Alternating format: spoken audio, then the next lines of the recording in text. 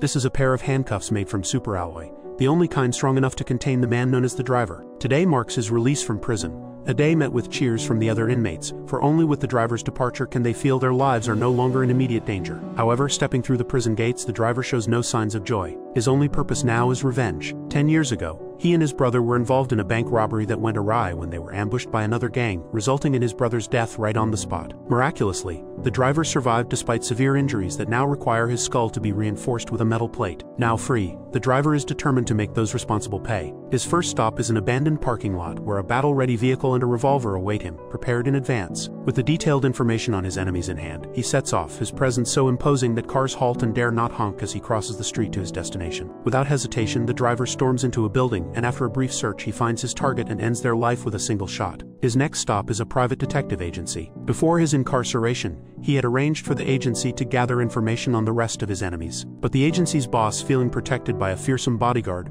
tries to extort the driver, unaware of the significance of the tattoo on the driver's arm. Each letter represents a life taken, a fact that terrifies the bodyguard into submission and a hasty retreat after a sincere apology. Now defenseless, the boss hands over the information and money. The driver, back in his car, sets his sights on the next target, unaware that a top assassin has just been hired to eliminate him. A kind-hearted young woman offers to help an elderly man home, only to feel dizzy and disoriented after taking a sip of the drink he provided. Realizing too late that she's been drugged, she sees him smugly retrieve a camera, dropping his pretense of frailty. But as she faces a grim fate, the door is suddenly kicked open by the driver, targeting the old man as one of his past enemies. Terrified by the imposing figure, the old man scrambles for scissors in a futile attempt at defense, only to be disarmed and left wailing in pain, pleading that he was forced into his actions. Yet the driver shows no mercy. The young woman, terrified by the ordeal, begs for her life. The driver, a man with a code, reassures her before leaving, only to be confronted by the assassin hired to take him down. The assassin intended to shoot the driver but was unexpectedly blocked by a child. After a tense moment of eye contact, neither made a move. The standoff lasted a few seconds before the driver pushed the child to safety inside the house and fired a shot, leading to an intense exchange of gunfire. The relentless shooting pinned the assassin down, and just as he was about to retaliate, the driver had vanished. The assassin followed him to the balcony, only to see the driver driving away. The following night, the driver was back in action, this time heading to a bar alone. He had identified his next target,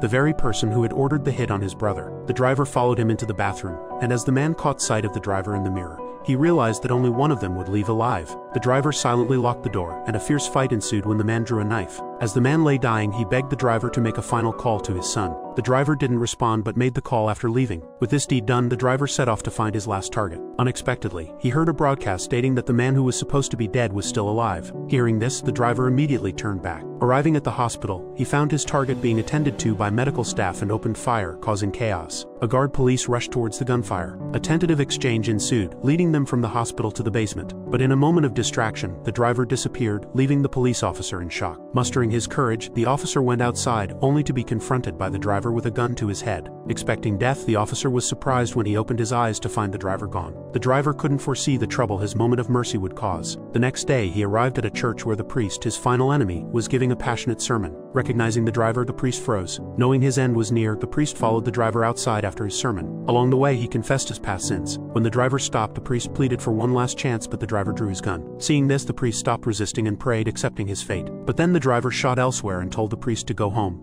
sparing his life not only because the priest had reformed but also because he had tried to stop the killing of the driver's brother. Having avenged his brother, the driver returned to the church, seemingly without a reason to live. As he waited for the police, a gun was suddenly aimed at his head by the assassin who had followed him. But seeing the driver's lack of will to fight, the assassin lost interest. Just before leaving, the assassin hinted that there might be one more person on the driver's list of enemies, his employer. This reminder sparked a realization in the driver.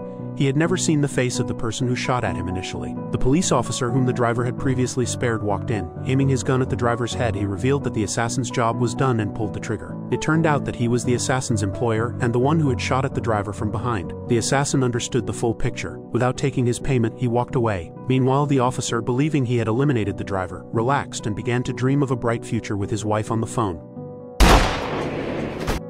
It was revealed that the driver had not died. The bullet had hit the steel plate implanted in his skull 10 years ago. With this, the driver truly avenged his brother, scattering his ashes in the lake and finally letting go of his vengeance. Thanks for watching.